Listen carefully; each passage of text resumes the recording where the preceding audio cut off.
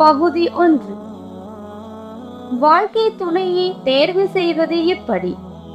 வாழ்க்கை துணையை தேர்வு செய்வது எப்படி? ஒருவர் தனது வாழ்க்கை துணையை கணவன் அல்லது மனைவி தேர்வு செய்திடும் போது கவனித்திட வேண்டிய விஷயங்கள் என்னென்ன? 1. இஸ்லாம். 1. இஸ்லாம். ஒரு பெண் 4 காரணங்களுக்காக மனம் முடிக்கப்படுகிறாள்.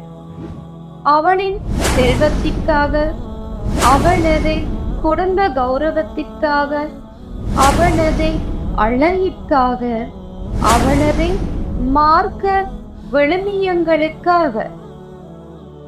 நீ மார்க்கமுடையவளை பற்றிக்கொள்.